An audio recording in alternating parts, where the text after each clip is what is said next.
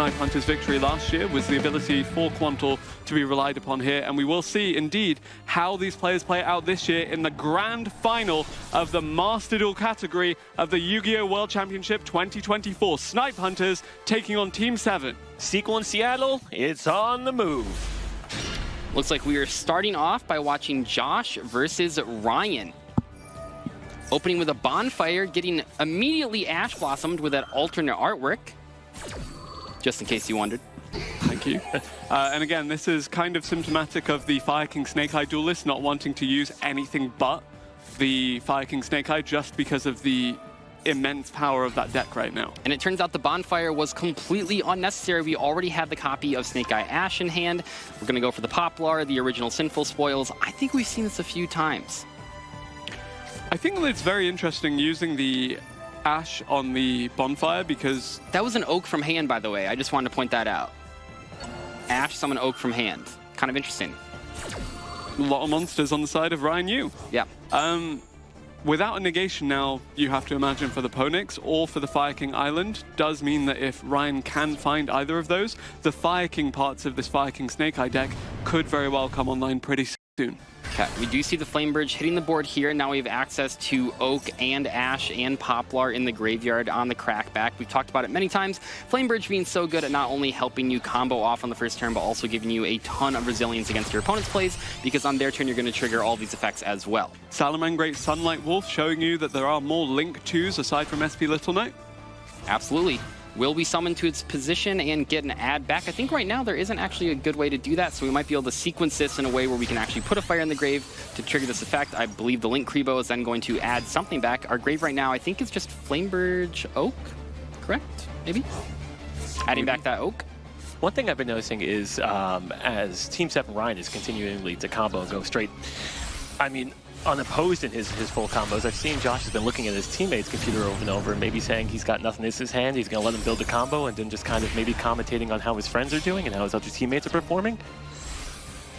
Just let it all unfold, and then when it's my turn, I'll deal with it. Let's see if I can help where I can. Appaloosa Bow, the Goddess now coming out to further reinforce the monster effect negation. So if Josh is indeed playing Fire King Snake Eye, the monster effects are going to get negated. And here we said the Disruption, the Ash Blossom, it's been committed to the Snake Eye cards. So the Ponix, the Sanctuary, the Fire King Island should very well resolve here. And this looks very scary for Snipe Hunter's team captain.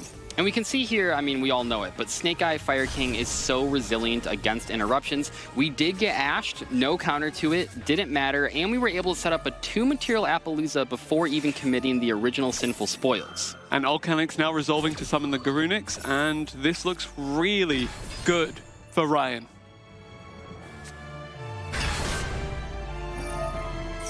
I mean, Control-C, Control-V, I agree with everything. Destroying the Arvata in deck, triggering that effect to revive. Bring back the Ulcanix. And for a Link 2 here, let's see what we go for. Is it going to grab the Charmer? No, IP Masquerena, okay. Make the IP Masquerena, so we will probably be trying to find a way to Flame Bridge, or, yep, put that right in the grave.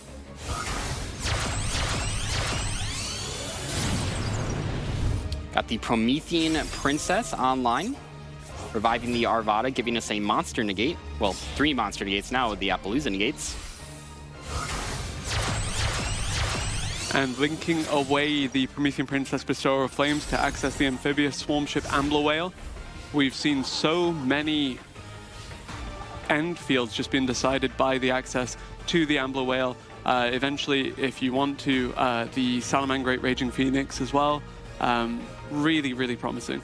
Now you're dealing with those 3 negates, and then you have a plethora of things in the graveyard, comboed with the Ambler Whale, which can also destroy and bring stuff back.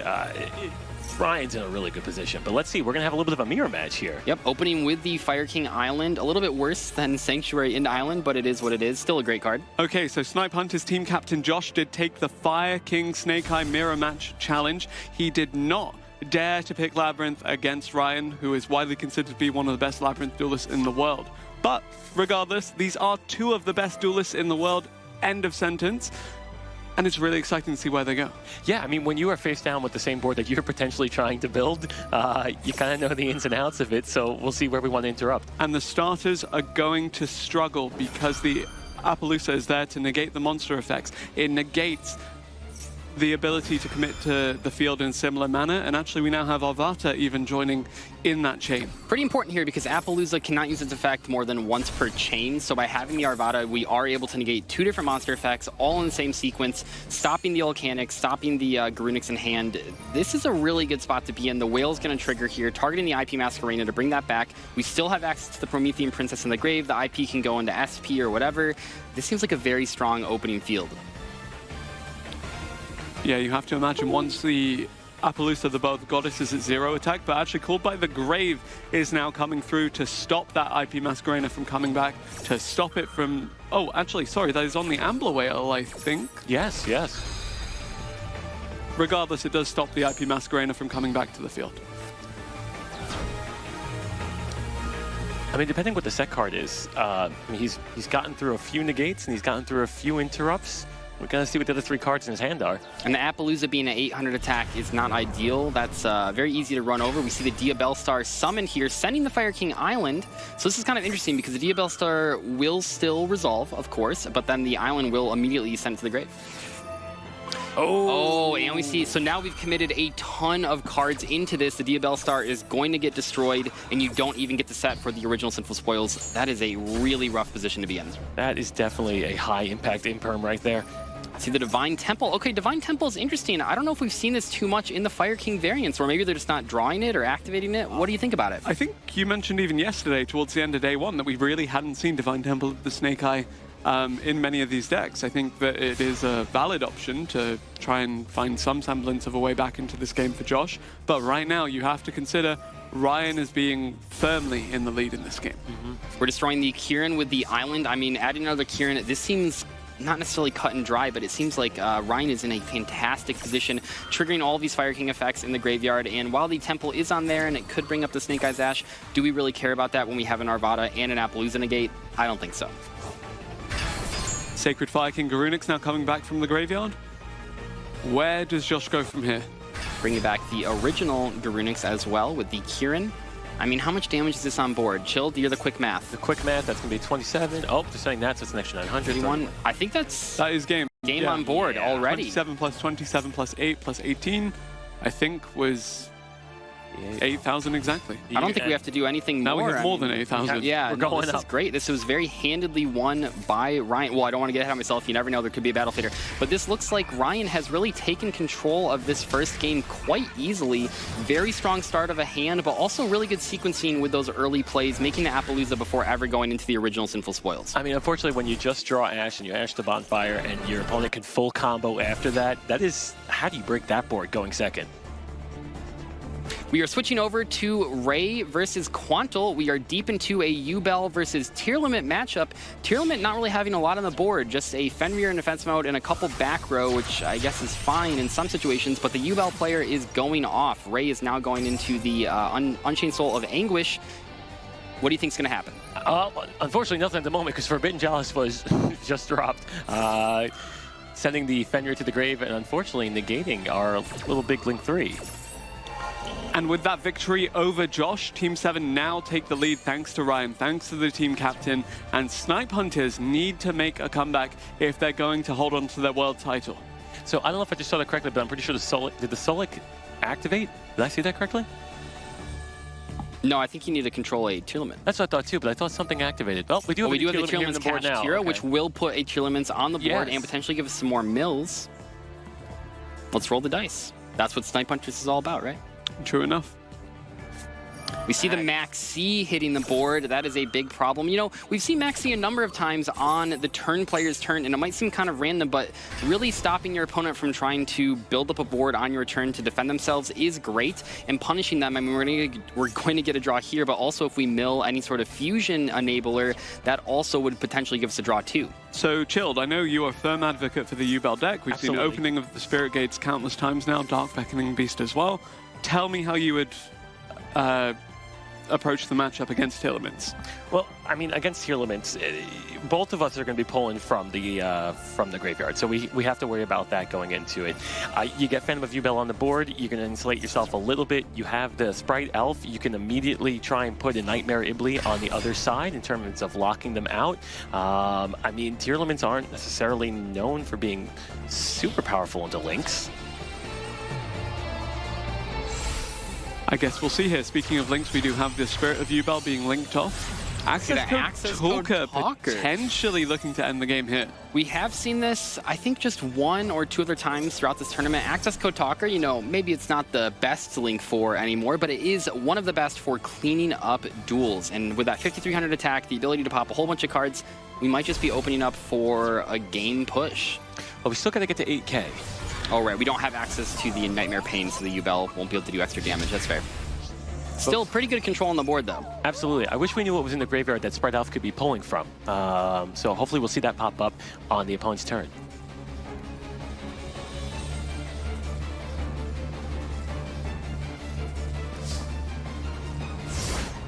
Now, passing over to Quantal here, can the Telements make it back? We've seen how resilient this deck can be. We've seen that the field does not matter so much as long as the graveyard is set up, as long as there's something in the hand. But we are going to swap over now to Emre versus Jesse Cotton.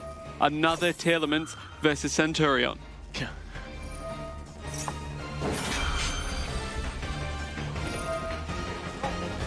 All right, so jumping into a pretty complicated board state here. Looks like we're resolving a whole bunch of graveyard effects, as you would expect Telements to be doing. We are facing down 2 different Bystials. The Baldrake is going to be online, I'm assuming. Maybe it already used its effect, but it's hard to say. We also have the Baron de Flor.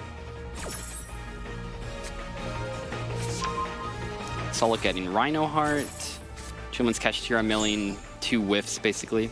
We got the Shiren effect.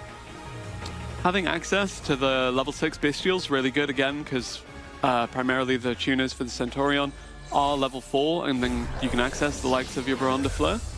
But on the topic of extra deck monsters, we now have Telements delving in, Primeval Planet Polar Rhino actually triggering as well.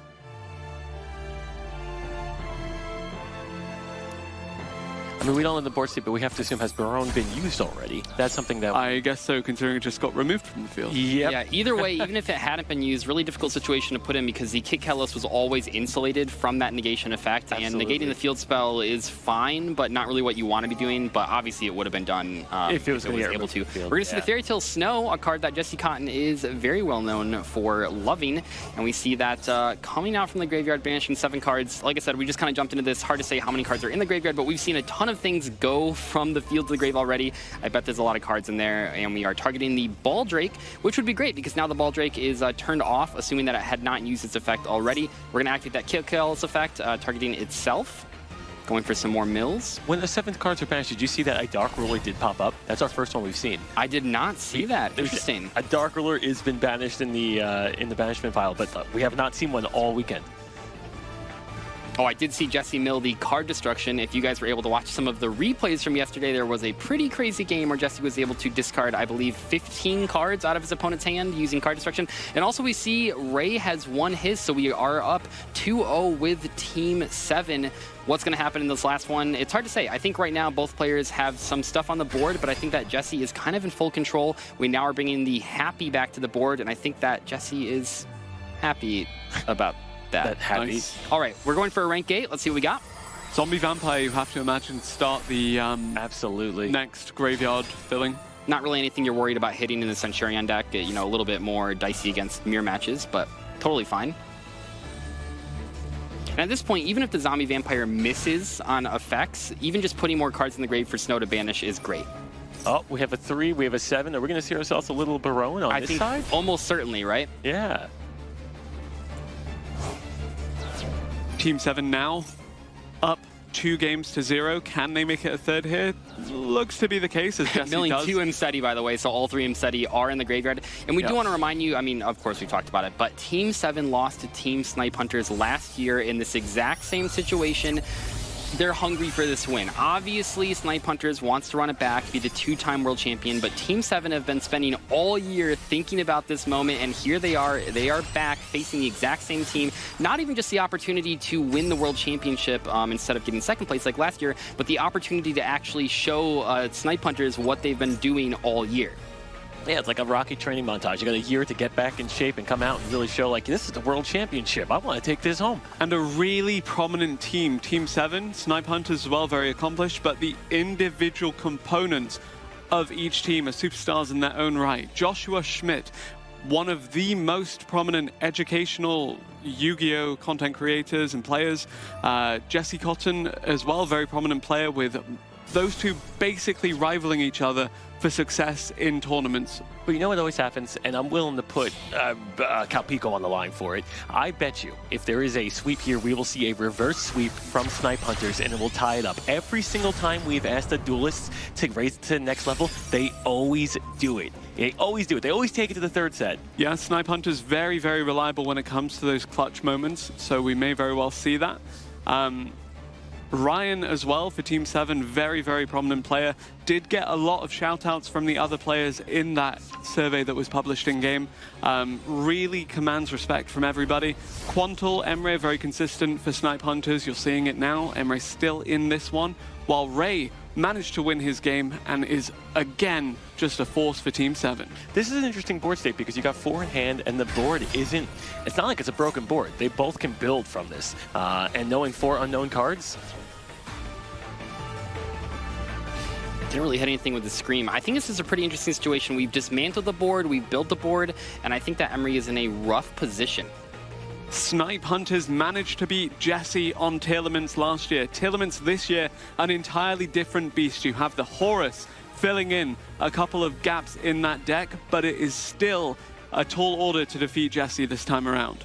And I think it is, you know, Team 7 would love to win this 3-0, of course, because that would mean heading into the next game, if they only won 2 out of 3, they would just instantly win the World Championship without even having to go to a third set. But let's not get ahead of ourselves. That is just something that's probably on their minds right now. I'm sure Jesse's thinking about that because he knows his teammates have both won their first set. I feel like if I'm going to continue the movie idea, my sequel in Seattle kind of needs it to go to set 3. If it ends after 2, they're not going to get us another movie. Oh man, you think best 2 out of 3 World Championships? It's got to be. I mean, come on. You have a rematch after a whole year. You want this to go to Game 9. Going to see the Keldo actually triggering the Planeteer, which is very strong, popping the face down Baldrake.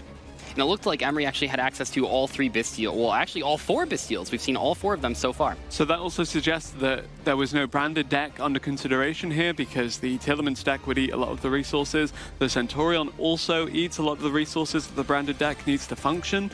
And it shows that Snipe Hunter's investment in the decks that they've chosen could potentially be rewarded here, but not if Jesse Cotton has anything to say about it. We do see the Druid Swarm activated to force the Fairy Tale Snow. SP Little Knight is going to be chained, targeting itself and the Magnemite. Let's see if there's a chain on the other side. Nope. Okay, we have the Fairy Tale Snow getting chained here. What are we banishing? I think there's like a million cards in the graveyard, yeah. I mean, that was almost all spells anyway. All of probably even more activations. Traps.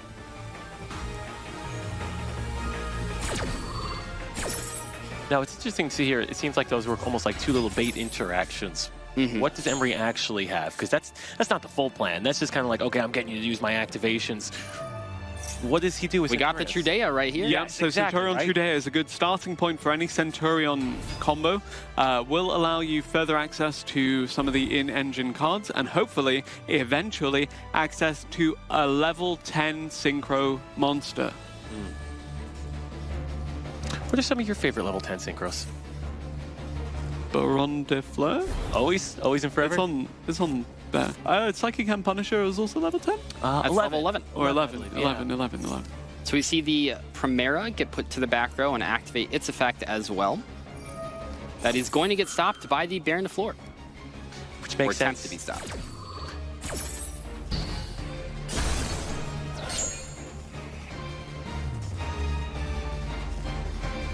Now, I will say, from this position, Jesse, at least in terms of we don't know what's in his hand here, he might actually be kind of low on interactions. We've used the Snow, we've used the Baron. It looks like we don't have a Haveness, I would say. What are we thinking from Emery's perspective? I mean, he's used something. Oh, we do have the Gargoyle in hand. Maybe this can get us somewhere. Level 8 as well means that there's access to the level 12. I think we're going for Synchros. Typhon. Yeah, probably going for the Typhon to buy an extra turn. Yep. Typhon being pretty interesting right here because it will prevent the Baron from being, activating its effect. And that is good. It doesn't have the negation, but it does have the destruction effect. We're going to bounce that right back. That will trigger the Blessing of Horus. Duo Matef. Oh, yep. For a draw 3. Yeah, not really what you want to be doing, but it is what it is.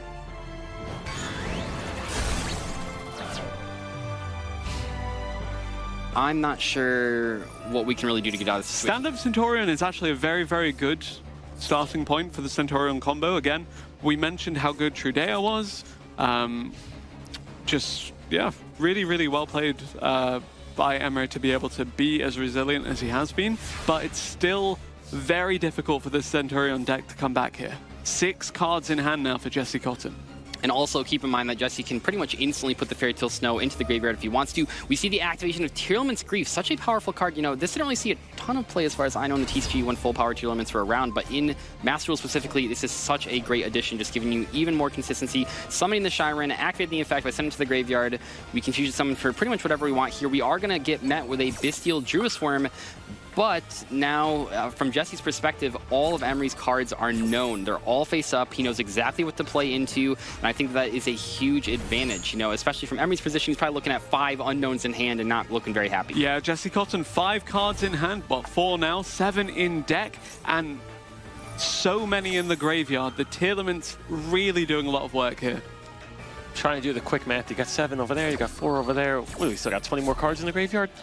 Quite a bit, actually. 4 cards in deck now. 3. With the Scream sending 3 and the Kashtira Tearlament sending 2 more. I mean, this is just so much. Was that another snow that we just spilled? 1 card in deck. Yeah. That is, that is a little scary. I don't want to pretend like that doesn't matter at all. Obviously, I think that Jesse's in a position here where he can probably assemble enough damage to win. But potentially, 1 card in deck, you could look into a deck out. He did deck out one of his opponents, so it would only be fitting. But let's see, the Fairy Tale Snow is going to flip the Typhon face down. And now we pretty much have the world at our disposal here. Because remember, the Fairy Tale Snow, of course, is not a once per turn at all. Not per copy, not per, whatever. So you can just keep using it over and over again. And if you have a graveyard as loaded as Jesse's, you can kind of just keep summoning Link monsters, Xyz monsters, whatever you want. Indeed, a lot of extension opportunities for Jesse Cotton here, and here is one of them. Link 4. Appaloosa, perhaps? Or Access Code Talker? Nope. Topologic Zerberus. Okay, we have not seen this one for a minute. 9,400 attack points, by the way. It gains attack based on banished cards, which is huge. And also, don't forget that Jesse actually has a ton of Horus monsters in grave as well, which is very powerful. We're going to chain the SP Little Knight to the field spell being activated, taking out the Trudea. And thereby denying the ability to actually Synchro Summon. Yeah, so now we're just facing down Bestial Druis for him, basically. 5,600 life points. That's going to be game right there. 98, 2,000. So Team 7 has gone 3-0 in the first round. You have to imagine that is a huge confidence boost, and they're probably feeling very good heading into the second set. Snipe Hunters backs against the wall, but we've seen them come back from more difficult situations than this. Team 7 really well played in that first round of games and will enter the second set with 3-0 on the scoreboard. But like we said, these people, they know when they are 3 games back, they're going to play harder, they're going to play stronger, they're going to communicate right now, they're going to figure out how they want to approach it. I think we're finally going to get some deck switching. I'm also really looking forward to see that Jesse Cotton versus Quantal mirror match on the Tearlament's deck. I know that it's basically, at this point, just a race to who can Xyz summon Abyss Dweller first, but it's still super exciting to see. And I will note here, I mean, I know Quantal in his post-match interview for the semifinals mentioned Abyss Dweller. Abyss Dweller was not actually in every Tearlament deck. It was actually not in the majority of them, I'm pretty sure. So that was something that, people were really on last format. I think even people were playing 2 copies of it. This format, though, maybe not as popular. You might not have as much of extra deck space as you did last year. And if you don't have enough level 4s, especially, you might not consider playing it, but so powerful into a number of matchups. I think almost every time we've seen Abyss Dweller summoned, it has won the game instantly. Oh my god, yeah. For all the decks, all these current decks that are making it into the finals, every single one of them relies on the graveyard. You turn that off, you turn off the whole deck. I think Flunderies could stand against it. You are right. Flunderies is the probably only one, and Dimension Shifter by itself could completely shut off a deck and turn the game around. That being said, having just seen the Centurion from Emre fall to the Tillemans from Jesse, it means we won't get to see Flunderies versus Tillemans here. That is a sad state of affairs for us. One thing that I think is kind of interesting is that because we have started this off with Team 7 at 3-0, is that if we potentially win in the set 2, you will miss out on 3 of the matchups. They won't actually all completely play each other, so you have to think about, and we don't actually know at this moment what the next matchups are going to be, but they certainly do, and they're thinking about what decks am I going against. We are at the last round of the tournament. They know what their opponents have. They know what, 2 decks they have up their sleeve, although I still think that, I'm not even sure if Quantil has switched off tier elements this entire tournament. He's just the master. Why bother switching, right? I also don't think Jesse Cotton has swapped off of Tillemans so far, so both of these Tillemans duelists are really the ones to watch here, thanks to the amount of prowess that they have with that deck. And you said they are both running Abyss Dweller as well? I believe so. Isn't that kind of like Superman running around with a box of kryptonite? It's their own thing. You might say that. Yeah, right? You might say that, but I think it is pretty interesting if we do see a Tierlemans mirror match here, and I think that Fluander-Rees for Emery could be a good option. He's not going to necessarily be playing against Tierlemans, could be playing against Snake Eyes, could be playing against Yubel, but just in general, Dimension Shifter I think is good against almost any deck in the format, and I think it could give you, it's a nice card to draw that it pretty much just gives you an instant win if you have a combo to back it up. I'm going to say it right now. I think one card that could have changed the outcome of many of these duels, and you'll call me crazy, Ibris, Sphere Mode. If anyone had Sphere Mode at any given time, a complete 180. Don't you agree? Tell me more. I will tell you more about some of the other stuff I'm excited for in this series. You have zero excitement for Sphere Mode? I have some excitement for Sphere Mode, but what I'm also excited about is Vanquish Soul being the secondary deck of choice for Ryan Yu. I don't know if he will choose it here because Fire King Snake Eye is just so strong that we haven't seen many of the duelists that do choose that. Pivot off of it, but Vanquish Soul has a good matchup into a lot of these decks that would otherwise present an issue for these teams. And it's also a deck that can and usually does play dimensional shifters. So we're talking about why Fluander-Rees is so good, and that is one of the main reasons. Vanquish Soul is also a deck that can play shifter too, and it attacks the board in a variety of ways. You have a quick play spell, which is nice. They're resilient to, dealing with lots of different pieces of interaction because they have so many different points that they can deal with the opponent's cards. Sphere Mode in Seattle. It's going to happen. Also, the ability to tag out is really unique to the Vanquish Soul cards. We don't see too many cards like that, and I think Gladiator Beasts. That's normally, that's a little slower than the Vanquish Souls. I think Vanquish Souls are kind of like, the UA archetype, but a little bit better than that. Being able to swap out for other copies of the Vanquish Souls in the hand is so powerful for dodging effects and keeping your opponent on their toes. Not to mention that the Vanquish Soul cards work really well with the Kashtira cards, which I'm sure we'll see in the Vanquish Soul decks if we do see that pop up. And for anyone just tuning in that was confused to hear us talk about Gladiator Beasts and Vanquish Soul and Sphere Mode, apparently. The year 2012. This is the grand finals of the Yu-Gi-Oh! World Championship 2024 Master Duel category, a rematch of our 2023 finals between North America's Team 7 and Europe's Snipe Hunters, the reigning champions. But those reigning champions currently 3-0 down in this series. Ibris, I think they want to hear you say it. Come on, some of our potential movie titles. Pick one. Which one? What do you think is going through the head of Team Snipe Hunters right now? Because they've been in this position. We've seen it happen in, I think, almost all the feature matches. And we are about to jump into the games here. But just real quick, what do you think is going on in their minds as they're heading into this? They know that they have to win. They want to get 3-0. I mean, they want to get that back to a 3-0, right? They want to take this at 3 and force it to be, as close as possible. But let's see what happens. Yep, they just have to reset. They have to focus. And they have to do their best to take this in set 2 of our grand finals. Snipe Hunters taking on Team 7.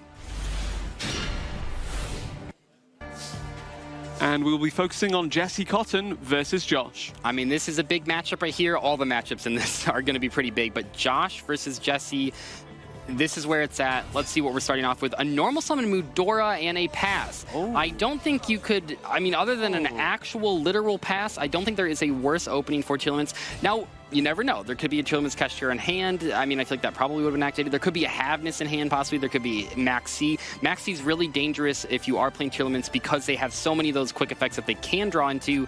Let's see what happens. Do want to be a bit careful about overextension into the Tailments as well, but there goes the Infinite Impermanence immediately. That is rough. Jesse's not looking happy about that. I can imagine he's not. We see the one of Wanted Seeker of Sinful Spoils getting activated here. Haven't seen a lot of this weekend because it is hit in Master Duel, but Diabellstar, obviously an incredibly powerful card. We're going to be able to get to the original Sinful Spoils, and it seems like Josh's hand is pretty strong. Yeah, Wanted getting you to Diabellstar, Diabellstar getting you to the original Sinful Spoils Snake Eye, as you mentioned, and original Sinful Spoils Snake Eye then getting you to the Fire King Ponix. I can't tell if this is just a five-headed play by Jesse because he's not even paying attention to his own game, so maybe he's got extra cards in there, or if Josh is just going to be able to combo off uninterrupted, and this wasn't one of those unfortunate bricks that you can build a house with. It does seem like, we do get that advantage. I mean, it passed back to Jesse for just a moment there, but it seems like, Jesse probably doesn't have too much. I think by now, he would have activated Ash, he would have activated Maxi. We can certainly say that, and it's not looking great. Now, the Medora play was the best that he could have done. When we watch these great players, we know that they are trying to play to their outs. Like, you might not necessarily draw a good hand, or, I mean, even a playable hand at this point. They're all going to play the best hand that they can possibly play. You got to try. Yeah, you got to try. Whatever they can possibly have. Even though you bricks, you don't know if your opponent, bricked or not either. Which is very hard in this format sometimes, considering there are so many one-card starters when if you brick hard. Seeing the Snake Eye Ash being summoned to add the legendary Fire King Ponix. Ponix is going to get a search here. I mean, we are really just firing on all cylinders against a Mudora vanilla monster. It's basically the old Mudora at this point. Yep, Fire King Sanctuary then being added to then in turn add the Fire King Island, and things are going to get hot for Josh here with the Fire King build. And I think what we see this time with the Snake Eyes field spell and the Fire King field spell is that this is the order that you want to do it. You want to get the Snake Eyes field spell out there and then the Fire King Island, not the other way around like we saw Josh had to do last round. But this is okay, and it's honestly okay for Jesse to check out in this game and help his two fellow teammates because they just need 2 wins. If they want to win, his game obviously would be great, but it's not necessary. So if you can just let Josh build a board combo and completely dominate it, it's really more on what your teammates are doing. You say just need 2 wins, but Emre now with the Centurion start has honestly looking like he's got a very, very easy time But do you see the Harpy's Feather Duster that is resolving for 5? I mean, obviously the Centurion back row cards can chain, and which was what we're seeing here, to special summon themselves, but 5 back row we are taking out. How many times have we seen like the Heavy Storm, the Duster this weekend? Quite a bit, and that is rough. I mean, they are one-ofs, but you got to draw cards in your deck sometimes. If you Chimera and Trudea now coming out alongside the field spell, all 3 of the starting pieces of the combo now ready for Emre to follow up on with the Centurion, but it still does not feel good to have everything else taken away by that Harpy's Feather Duster. If you look closely, you can literally see Cosmic Cyclone as well. Cyclone on the, I mean, that is like game losing potentially. I don't think you could really, I mean, Duster plus Cosmic against Centurion, you are cutting them off of everything. Let's see what we can do here. If you Ryan actually, I believe, has just taken down Quantal in Oh my gosh, that puts so much pressure on Ray here and Emery. Emery has to hold on to have a chance. We cannot afford to lose any games on the side of Team Snipe. Ray's playing the Pearly deck. We're seeing my friend Pearly getting activated. Quite interesting. I mean, we've talked about Pearly before. We did see it yesterday, and I think it won a game and then it lost a game. But with Pearly, you can do so much from nothing and get so much advantage. The Noir with 8 material, 10 material, it gets you. It's so strong. It's very difficult to deal with that from a more simplified game state. And kind of as expected that we were going to see that red team, Snipe Hunters, taking complete control on that bottom and getting their first W on the board. So Ray from this position knows if he wins this, he will be a world champion for Master Duel. And we have everything we want, right? We have the My Friend Pearly, we have the Stray, we are discarding for that. I'm not actually sure what trap we just discarded there. Maybe a Yeep. Summoning the Pearl Lily. Let's see where this goes. Emre put Snipe Hunters on his back on day 1. He was so good for them, winning 12 of his individual duels. He was so good yesterday, but can he replicate that today and keep his team in the grand finals? Interesting play here. So we are going to go the Pearly to add Pearly to our hand, so we must not have another spell in the hand to special summon the Pearly. And what I like about this situation is that even if you can't quite win, although we are going for Happiness here, Happiness is one of the cards that can let Pearly like actually, you know, find game. But Pearly, you know, if we can't secure the win, Emery will get potentially a turn or Effect two. Veiler. Effect Veiler on the Pearly is crazy strong right here. Did you say Emery won 12 of his games? He did. 12 out of it. He's got an 80% win percentage. I believe so. Oh my god. All right. If anyone can get this, it's him. Okay, so we are going straight to battle phase. Maybe not the board that Ray was looking to assemble. Now, we will potentially be able to go for a Zeus here with 5 million material, which could be pretty good, but even Zeus by itself isn't necessarily enough to like win the game outright. We are adding the Pearly Delicious Memory to hand, which is great because now we have another way to summon another Pearly. Remember that Pearly, of course, is not a once per turn effect. And still in the battle phase, we will be doing that. Great choice. That is going to trigger the Happiness effect as well to bounce. This is looking pretty good for Ray. It's not looking perfect. I think this really still is anyone's game. Like I said, Pearly doesn't necessarily win super fast, but let's see what happens. Primera here, going to be sent to the graveyard or not? Triggering the Happiness. Adding a Happy Memory. Is this enough damage? I'm trying to count here. Actually, Primera's still there. Well, yeah, it's protected. I mean, this is like the combo that you want with the Happiness. You target it, you attack it a bunch of times. Yep. Do we have enough? I'm trying to do the math. I think it might just be game. Let's see here. We're at 3,200 attack. The Primera is at 400. We can hit it again. If this is game, then that means Team 7 will be your world champions for the 2024 Master Duel category, but let's see.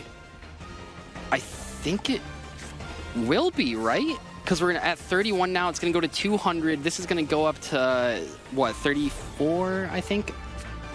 I think this is just game. Let's see. I don't want to get ahead of myself here.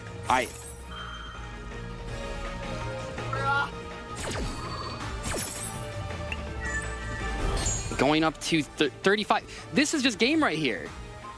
We see the Pearly Happiness being so strong, one of Pearly's best ways to actually close out the game, and that's Team 7 taking it. Team 7 are your Yu-Gi-Oh! World Championship 2024 Master Duel World Champions. Incredible. You know, we had a sequel in Seattle, and we're having a different winner this time around. That is awesome to see. Two excellent competitors going head-to-head, but they came out wanting blood. They waited 1 year to come back for it, and they have proven that they could do it. This was what it was all about. You know, we saw all three of these players talking online about what was going into this final match. This was a huge deal, running it back, getting a second opportunity to face the exact same team in the finals. And both of these competitors did so well throughout the weekend, some of the best players in all of Yu-Gi-Oh!, not just Master Duel. And it was excellent to see this final rematch. Maybe we'll see it again next year as well. But for right now, let's take a look at Team 7. Here they go, showing some good sportsmanship here. All these people are friends. You know, the Yu-Gi-Oh! Community is so great. It's not always about just beating the opponent. It's about the camaraderie. Look at that. 6 of the best players in the world here, you have to imagine, and also 6 of the most prominent figures within the community as well. Absolutely. Their accomplishments insurmountable. So even though you take second place here, that is a heck of an accomplishment. Jesse Cotton, Ray Dai, Ryan Yu are now world champions for the 3v3 Master Duel. This is an incredible moment for North America, and what a match we just saw. 5-1, played that so well. This is what it's all about. This is the type of story that you love to see in any game, but especially Yu-Gi-Oh! You can't help but get a little emotional for him because this is something, you had a grueling day yesterday, 5 rounds, 10+ hours, and to come back today with a W feels good. And we can confirm that the winning team, Team 7, their decks will be available to use in the duel trial starting from September 13th in Yu-Gi-Oh! Master Duel. So you too can play like a champion. Are we going to get potential coaching help from them? If you ask nicely. I might have to ask nicely.